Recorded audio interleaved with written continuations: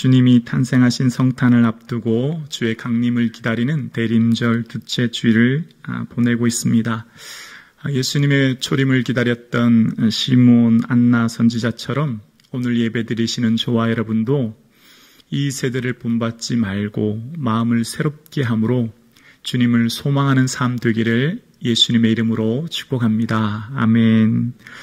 이 세상 새 속에 물들지 않고 살기 위해서 우리 성도가 믿음을 잘 지킬 수 있는 방법은 바로 기도입니다. 기도가 우리의 믿음을 지키고 우리의 삶의 성도로서의 거룩함을 지킬 수 있는 겁니다. 기도하는 한 사람이 기도하지 않은 한 국가보다 강합니다. 기도하는 한 사람이 1000만 군대보다 강력합니다.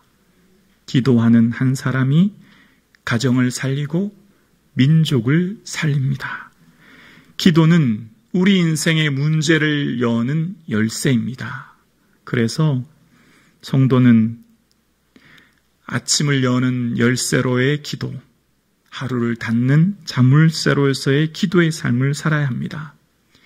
인생이 지치고 답답하고 신앙생활이 기쁨이 없다면 기도로 터닝 포인트를 삼아야 합니다.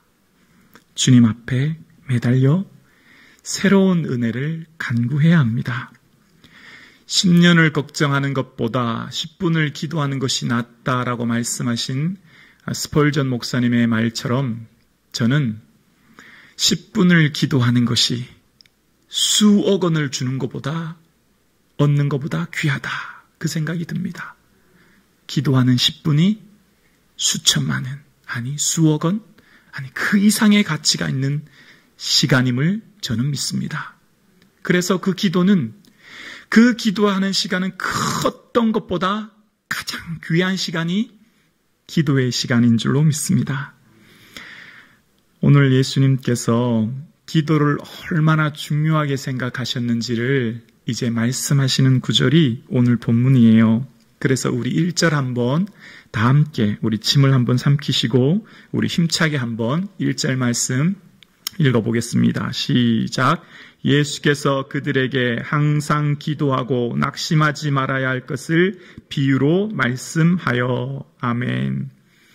예수님이 두 가지를 말씀하셨습니다. 첫 번째는 항상 기도하라. 두 번째는 낙심하지 마라. 오늘 본문의 이 말씀에 항상 기도하라 말씀하십니다. 잠도 안 자고 밥도 안 먹고 직장도 안 가고 기도하라는 말씀이 아니라 늘 주님을 의식하고 주님 모시고 그렇게 살아라 하는 말씀이지 않습니까? 그래서 주님을 의식하고 살아가는 삶은 습관이 되어야 합니다. 습관이요. 주님을 내 앞에 모시고 사는 삶은요, 내 삶의 습관이 되어야 해요. 매 순간의 선택이 습관이 되고 습관이 성품이 되지 않습니까? 습관은 제2의 천성이라고 하지 않습니까? 우리는 습관의 지배를 받지 않습니까? 그래서 습관이 너무너무 중요하거든요. 어쩌면 오늘 우리가 신앙생활 하는 것도 신앙생활의 습관인 거예요. 그래서 우리의 삶 가운데 영적인 습관을 만드는 것이 참 소중하고 중요합니다. 누가복음 22장 39절에 보면 예수께서 나가사 습관을 따라 감람산에 가시매라고 하셨습니다. 뭐 따라 가셨다고요? 습관 따라 가셨대요. 예수님의 이 습관을 따라 가셨다고 하는 것, 그 당시 유대인들의 기도 풍습이셨을 겁니다. 왜냐하면 초대교회의 성도들을 보면 사도행전 3장에도 보면 제9시 기도 시간에 베드로와 요한이 성전에 올라갈세라고 합니다. 그때 초대교회 성도들은 오전 9시, 3시, 낮 12시, 6시, 오후 3시, 9시라고 하는 세 번의 기도 시간이 있었습니다. 물론 초대교회 그 예배 기도의 전통은 이미 이전 구약 시대에도 있었던 습관이었습니다. 다니엘서 6장 10절에 보면 구약시대 성도들의 기도의 습관, 전통이 나와 있는데요. 이렇게 이야기합니다. 다니엘이 이 조서에 왕의 도장이 찍힌 것을 알고도 자기 집에 돌아가서는 윗방에 올라가 예루살렘으로 향한 창문을 열고, 우리 함께 읽어볼까요? 시작. 전에 하던 대로 하루 3번씩 무릎을 꿇고 기도하며 그의 하나님께 감사하였더라. 전에 하던 대로, 습관대로, 그의 시대의 사람들의 모습대로 그렇게 기도했다는 겁니다. 그래서 기도는 특별한 장소와 시간을 정하고 그곳에서 기도하는 습관이 중요해요. 마음으로 드리는 기도가 중요합니다. 처나 어디나 기도의 장소입니다. 언제 어디서든 무엇을 하든 기도할 수 있는 것이 마음의 기도라고 말씀드렸습니다. 주님 도와주세요 라고 고백하는 순간 그곳이 성전이 되고 그것이 기도가 돼요. 지난주 말씀드렸죠. 그러나 또한 그 마음으로 드리는 은혜를 더 풍성히 누리기 위해 몸으로 드리는 기도가 있어야 된다고요. 즉 습관을 따라 시간과 장소를 정해서 주님께 나와 기도하는 것이 참 중요해요. 한 여인이 아이를 임신하면 새로운 습관을 가집니다. 음악도 듣고 태교를 위해 음식도 함부로 먹지 않고 새로운 습관을 만들어요. 왜요? 아기를 사랑하기 때문에. 우리는 예수님과 함께 살아가는 성도입니다. 그래서 우리에게는 거룩한 습관을 만들어야 해요. 누구를 위해요? 예수님 기쁨을 드리기 위해, 예수님 기뻐하는 삶을 살기 위해 새로운 습관을 만드는 것이 참 중요하다는 거예요. 그래서 우리의 삶에 새로운 습관을 만들기 위해서는 목표를 정해야 합니다. 우리의 삶 가운데 2021년 거룩한 영적인 습관을 가지시는 저와 여러분 되실 수 있기를 주님의 이름으로 축복합니다. 예수님께서는요, 저와 여러분에게 말씀하셨던 기도의 분량이 있으세요. 기도의 시간 말입니다. 마태복음 26장 40절에 보면 제자들에게 오사 그 자는 것을 보시고 베드로에게 말씀하시되 너희가 나와 함께 1시간도 이렇게 깨어 있을 수 없더냐라고 말씀하셨어요. 얼마요? 1시간이요. 예수님께서 말씀하신 기도의 분량, 얘들아 너희가 이 세상 살아가는데 시험에 들지 않고 살기 위해 1시간 이상은 기도해야 돼. 그렇게 말씀하신 거예요. 그러니까 오늘 저와 여러분의 삶에 2021년은 하나님, 새해에는 제 삶에 1시간을 기도할 수 있는 은혜 주세요. 기도하기를 주님의 이름으로 축복합니다. 주님께서는요, 1시간도라고 하시면서 최소한 1시간은 기도해야 우리의 삶에 새 속에 물들지 않고 성도로서의 거룩함을 지키며 살 수 있다 말씀해 주신 겁니다. 그래서 하나님, 예수님께서 말씀하신 그 1시간의 목표를 새롭게 결단하시고 세우시며 나갈 수 있기를 예수님의 이름으로 축복합니다. 아멘. 그러면 이제 시간의 분량을 찾아보았는데요. 언제 기도하는 것이 좋을까요? 기도의 때입니다. 하루 중 언제가 좋을까요? 마가복음 1장 35절에 보면 새벽 아직도 밝기 전에 예수께서 일어나 나아가 한적한 곳으로 가사 거기서 기도하시더니, 언제 하셨다고요? 새벽 아직도 밝기 전에. 하루가 쌓여서 일주일이 되고, 일주일이 쌓여서 한 달이 되고, 한 달이 모여서 1년이 되고, 1년이 모이면 평생이 됩니다. 그러니까 눈을 떴을 때 그 하루는 단순한 하루가 아니라 나의 평생이 되는 거예요. 내가 눈을 떴을 때 그 하루는 내 평생의 시간인 거죠. 그래서 내 이 평생의 시간, 하루의 첫 시간을 하나님께 드린다고 하는 것은, 하나님, 제가 이 첫 시간을 주님과 함께 하는 것은 내 삶 전부를 주님과 동행하겠다고 하는 저의 삶의 결단입니다 라고 하는 고백이 되는 거죠.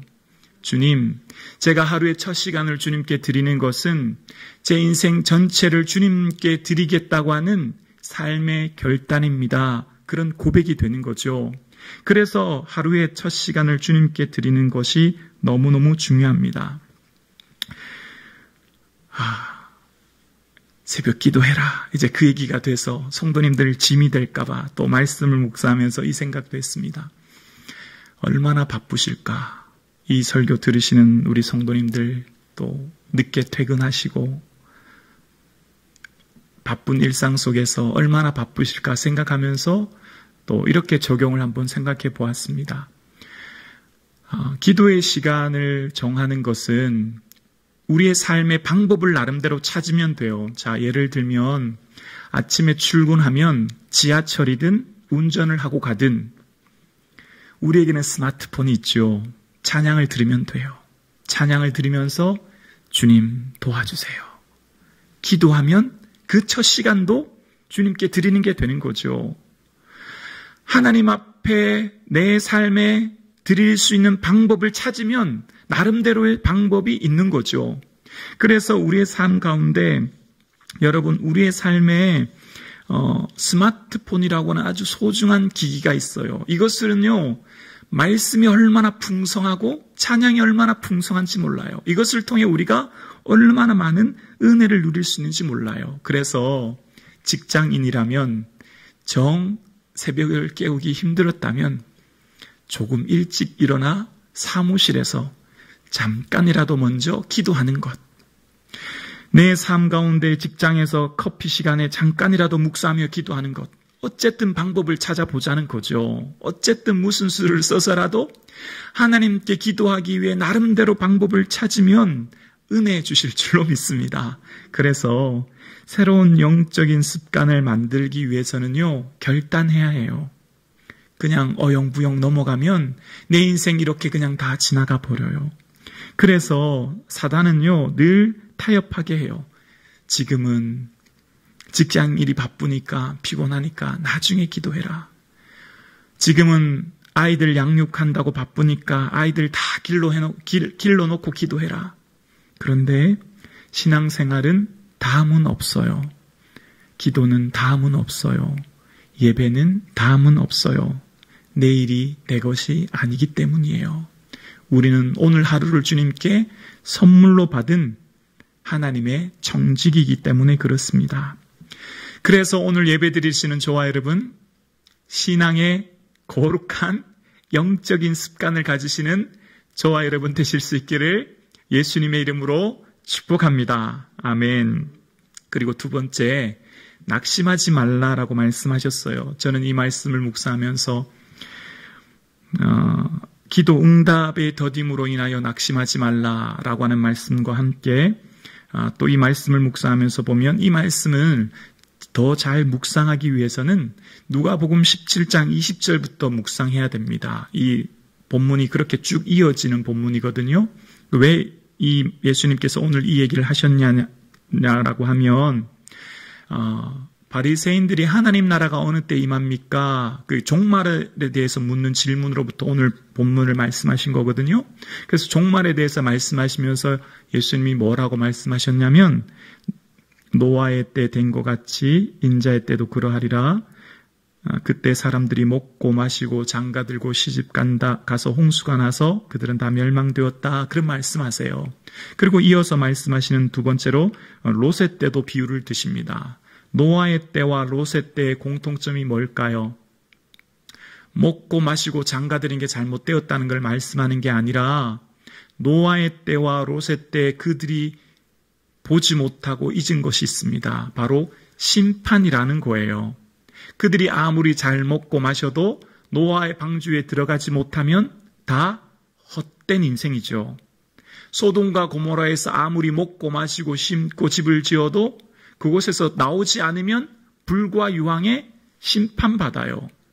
그들이 먹고 마시고 사는 것이 잘못된 게 아니라 그들이 먹고 마시는 걸 전부로 인생의 최고로 그것이 내 삶의 목적인 것처럼 살아서 그들 앞에 있는 심판을 놓치고 살았으므로 그들이 멸망당할 수밖에 없었다는 거죠.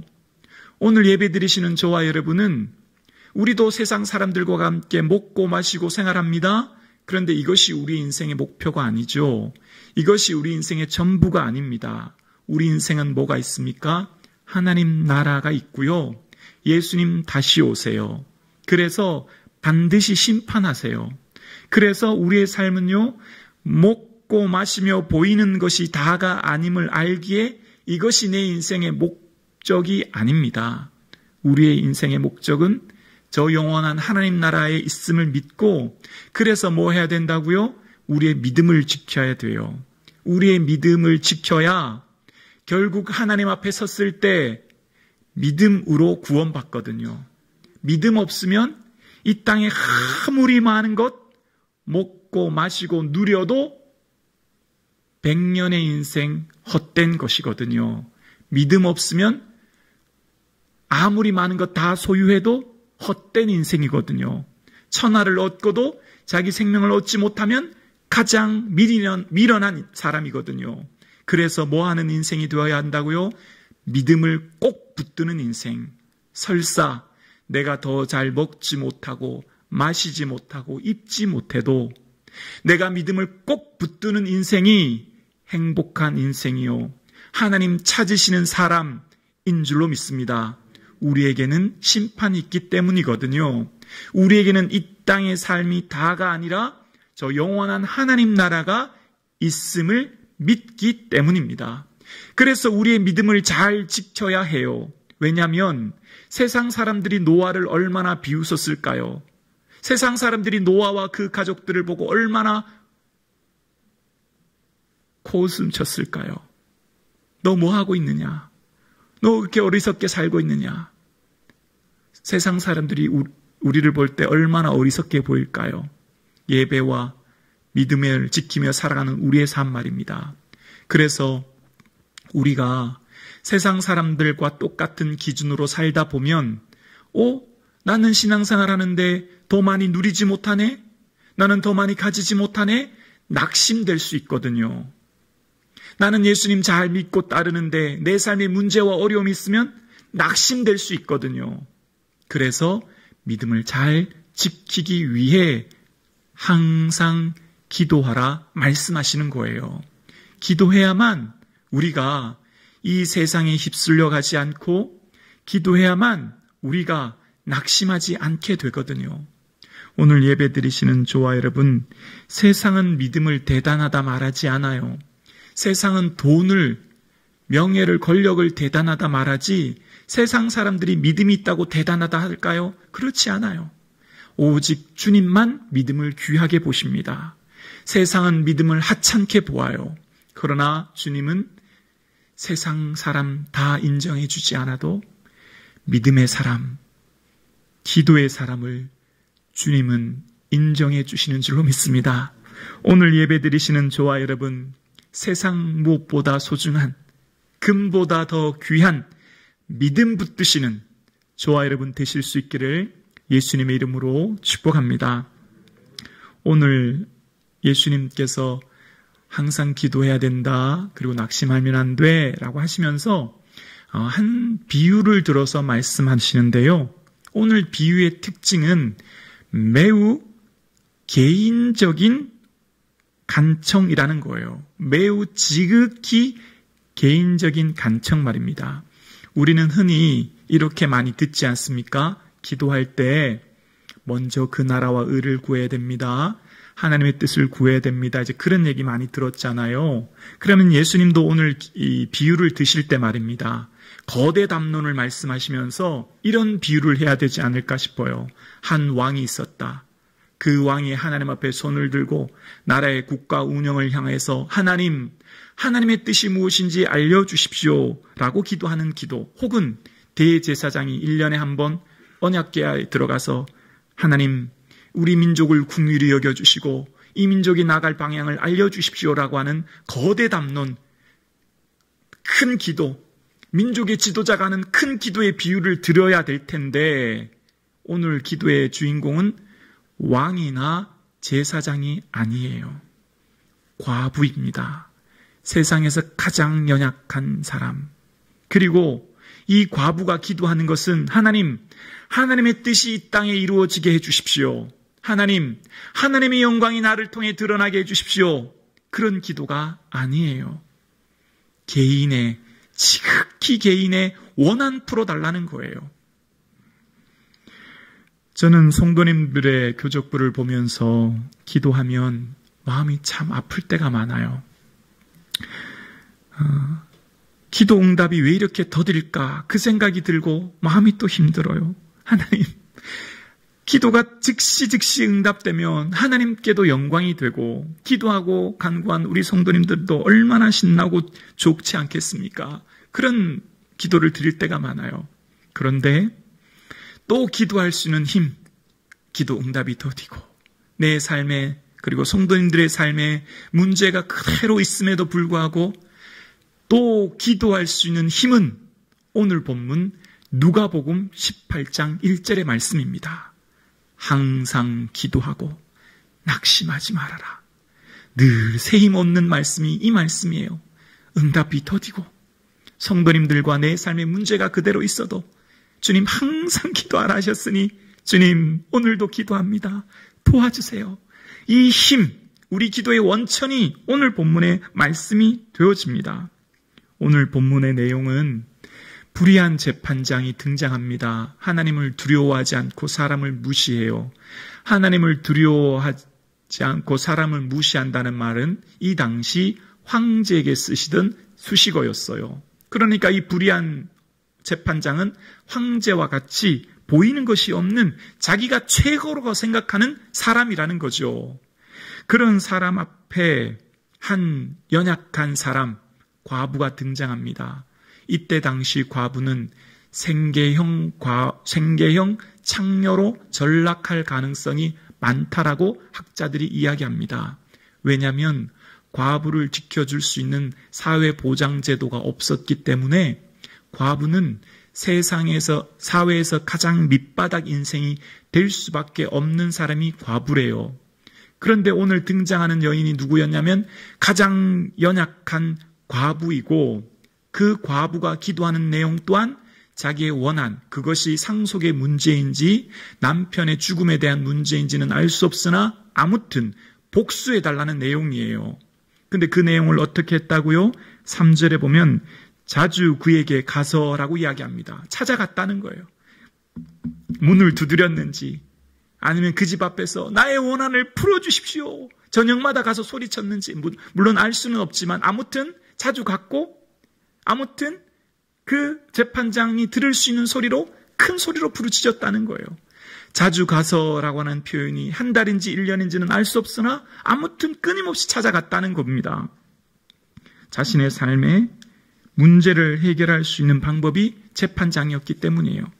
그러니까 정식으로 변호사도 선임할 수 없는 가난한 과부였기 때문에 재판장에서 억울함을 호소할 수 없었겠죠. 경제적인 능력이 안 되니 말입니다. 그러니 재판장이 아니라 어쨌든 그 사람 재판장을 찾아가 강구했다는 거예요. 그리고 4절에 보면 얼마 동안 듣지 아니하다가 라고 이야기합니다.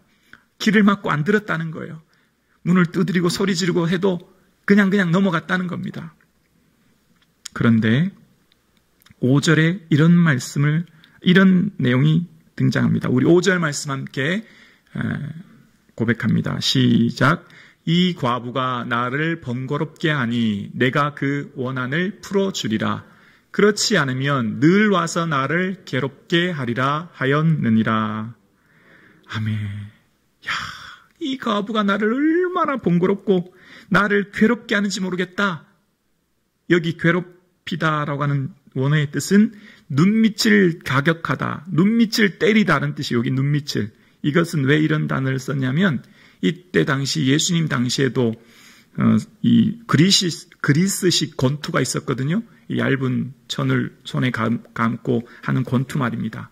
권투의 85% 이상이 얼굴을 가격한다고 하지 않습니까? 특히 눈 쪽을 가격한다고 하지 않습니까? 그러니까 지금 이 재판장이 눈밑을 가격하는 같은 고통을 당했다는 거예요. 너무너무 괴로웠다는 겁니다. 그래서 어떻게 했다고요? 7절에 하물며 하나님께서 그 밤낮 부르짖는 택하신 자들의 원한을 풀어주시지 않겠느냐, 그들에게 오래 참으시겠느냐 말씀합니다. 그러면서 인자가 올 때 믿음을 보겠느냐 말씀하십니다. 밤낮 부르짖는 간청의 기도를 들으셨다라고 말씀하면서 너희들의 인생에 문제와 어려움 만났니? 응답이 더딘 것 같니? 그래도 낙심하지 말아라. 그래도 하나님 앞에 아뢰라. 그래도 밤낮 주 앞에 간구하고 아뢰라. 그러면 주의 놀라운 은혜를 경험하게 될 것이다 말씀해 주십니다. 오늘 예배 드리시는 저와 여러분, 문제와 어려움이 있을 때 기도밖에 없습니다. 이것은 제 목회 철학이고 신앙의 고백이자 삶의 경험입니다. 기도가 답이에요. 기도밖에 없어요. 기도하면 하나님이 다 해결해 주실 줄로 믿습니다. 오늘 성북중앙교회 예배 드리시는 저와 여러분, 2021년도 새롭게 바라보시면서 예수님, 저 기도하는 종이 되길 원합니다. 고백하며 결단할 수 있기를 주님의 이름으로 축원합니다.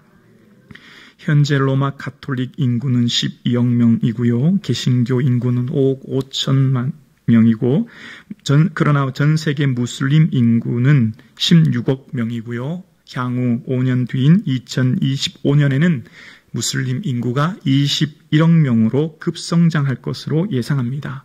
그 배후에는 그들의 출산 정책도 있지만, 그러나 하루 5번 기도하는 기도의 힘이 있다 저는 생각합니다. 개신교도들 중에 하루 5번 기도하는 성도가 있을까요? 무슬림들은 하루 5번 기도하기 위해 상점문을 닫고 기도합니다. 그들은 기도를 얼마나 중요시 생각하는지 알 수 있고, 그들의 삶의 모든 방향이 기도에 초점이 맞춰져 있습니다. 그리고 1년에 한 번, 한 달씩 라마단을 지키며 그들은 금식하며 기도합니다. 그러니 무슨 수로 이슬람 교도들의 증가를 막을 수 있겠습니까?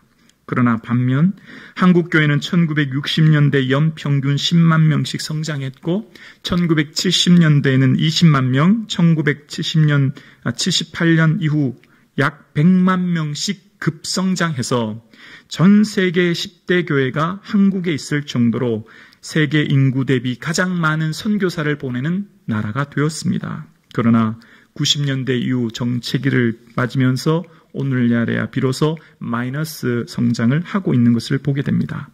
왜 그러면 한국교회가 이러한 상황이 되었겠습니까? 그것은 기도의 야성을 잃어버렸기 때문입니다. 하나님 앞에 저녁이면 철야하고 작정 기도하고 금식 기도했던 수많은 성도들, 산마다 들마다 기도했던 성도들, 기도원마다 꽉꽉 차고 밤이면 성전에 꽉꽉 찼던 이 성전이 이제는 텅텅 비었습니다. 기도원도 마찬가지입니다. 이제는 산기도도 하지 않습니다. 저는 어렸을 때 어머니 따라 교회 간 기억이 나요. 금요 기도했던 것이 기억납니다. 금요일마다 따라갔던 것 같아요. 그러면 앞에서 어떤 집사님이 희따만한 큰 북을 탕탕 치면서, 또 박수는 얼마나 뜨겁게 치는지 지금도 기억나는 게 불길 같은 성신이여, 빈들의 마른 불같이, 이런 찬송을 막 얼마나 박수를 뜨겁게, 찬송은 1시간 이상 했던 것 같아요. 얼마나 길게 뜨겁게, 또 주여 삼창을 하는데 목이 쉬도록 기도하고, 그러다가 잠들고 엎혀서 오고. 저는 그 어른들의 기도의 모습이 롤 모델이 되었어요. 보았기 때문에 그것이 내 몸으로 습득이 된 거죠. 과거 우리 믿음의 선배들은 기도밖에 없었기 때문에 엎드릴 수밖에 없었고, 그래서 성전에 나와 울 수밖에 없었기 때문에 하나님만 내 삶의 이 문제 해결해 주실 수 있으니 주 앞에 엎드렸던 것입니다. 그런데 한국교회의 원동력인 기도를 상실하고 기도의 야성이 상실했습니다. 물론 그 축에는 경제적인 풍요도 있지만 그 중에 하나는 기복신앙이 잘못되었다고 하는 비판입니다. 기복신앙, 그 당시 복을 바랄 수밖에 없었어요. 당장 먹을 끼니가 없으니 기도할 수밖에 없었고, 당장 아이들 공납금 낼 돈이 없으니 기도할 수밖에 없었고, 당장 남편이 돈을 못 벌어오니 기도할 수밖에 없었던 거예요. 그러니 하나님만 나의 삶의 문제라고 기도했고, 그것이 기복신앙이 아니라 하나님께 간구하고 도와달라고 한 신앙의 기도의 모습이었던 거죠. 물론 욕심에 넘치는, 이미 누리고 있는 것보다 더 많이 얻기 위해 기도한다면 기복신앙이 될 수 있어요. 그런데 오랫동안 기도하는 성도님들 보면요, 그런 성도님들 안 계시더라고요. 분에 넘치는 기도를 하는 분이 안 계신다는 거예요. 당장 내 삶의 문제, 건강, 자녀, 경제적인 어려움 때문에 다 기도하고 계시더라고요. 그러니까 기복신앙이 잘못되었다, 그렇게 복 달라고 간청하면 안 된다라고 했던 기도가 우리의 기도의 야성을 사라지게 했던 거예요. 그리고 2000년대 초반 사김의 기도라고 하는 책이 출판되면서 한 해 2002년 출판되면서 10만 부 이상 베스트셀러가 되었습니다. 그 책에 보면 이런 내용이 이야기합니다. 한국 교회가 기도를 통해 흥했는데 기도로 망한다. 복을 달라고 일방통행으로 간청 기도를 해서이다. 그래서 이제는 교제 중심의 사김의 기도를 해야 한다. 상황이 아닌 내가 변하기 위해서 기도해야 한다. 이렇게 주장하면서 이야기합니다. 그래서 더 이상 간청 기도하면 안 되고 사김의 기도해야 된다.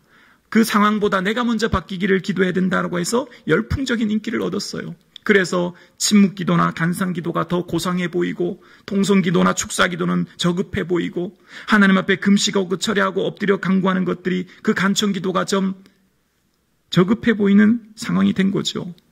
그러니까 한국교회 성경 공부를 통해서, 말씀 연구를 통해서 고상한 기도, 고상하게 신앙생활하는 것은, 그래서 머리는 커진 것 같아요.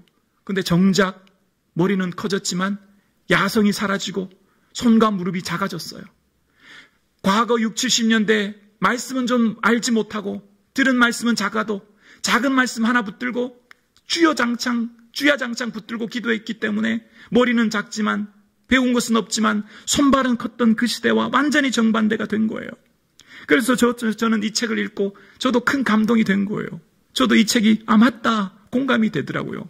그런데 제가 경험해 보니 저는 나름대로 신학교 다닐 때부터 새벽과 밤 시간에 정한 기도 시간이 있었는데 그것이 허물어지고 있더라고요. 기도의 열정이 점점 사라지는 거예요. 왜요? 간청 기도하면 안 되고 내가 변하는 사김의 기도를 해야 된다. 그렇게 했더니 열정이 사라지는 내 자신을 발견했습니다. 여러분, 한국교회 어머니들이 무슨 기도했을까요? 간청 기도한 거예요. 무슨 기도했을까요? 나라와 민족을 위해? 물론 하셨겠죠. 그런데 저는 나라와 민족은 끝에 조금 했고, 내 자식, 내 딸, 내 남편이에요. 오늘 본문의 예수님의 비유가 뭐예요? 지극히 개인적인 거예요. 기도의 출발점은요, 거대 담론으로 시작할 수 없어요. 누가 나라와 민족을 위해 처리할 수 있는 사람이 누가 있을까요? 기도의 출발점은 극히 작은 개인의 기도부터 시작할 수밖에 없어요. 그래서 오늘도 지극히 개인적인 과부의 원한을 예수님께서 말씀하고 계신 거거든요. 그래서 우리는요, 하나님 앞에 간청 기도를 드려야 해요. 왜일까요?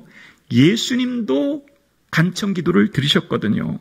히브리서 5장 7절에 보면 그는 육체에 계실 때 자기를 죽음에서 능히 구원하실 이에게 심한 통곡과 눈물로 어떻게 해요? 간구와 소원을 올렸고 라고 이야기합니다. 예수님 무슨 기도 드렸다고요? 간구하고 소원하고 아래는 간청 기도를 드리셨다는 거예요. 그리고 예수님께서 드리셨던 그 기도의 내용이 간구와 소원이라고 말씀하세요. 그러니까 우리 앞과 하나님 앞에 간청 기도하고 우리가 도와달라고 기도하고 어떤 것을 요구하는 그 기도가 기복신앙이다, 잘못되었다 하니 우리의 기도의 열정이 사라졌습니다. 아니에요. 어떤 기도든 하나님 앞에 먼저 아뢰고 간구하고 부르짖는 것이 더 중요해요. 아이가 처음에 아장아장 걷다가 달리지 어떻게 처음부터 달리나요? 신앙도 마찬가지거든요. 처음부터 어떻게 나라와 민족을 향해 하나님 나라와 뜻과 의를 위해 기도할 수 있나요? 신앙은 점점 자라서 그렇게 기도하며 성장하는 것이죠. 그러니 신앙이 어리고 연약한 성도들에게 간청 기도하지 말고 기복신앙으로 간구하지 말라 하니 기도의 씨가 불을 아예 꺼뜨리는 격이 된 거예요.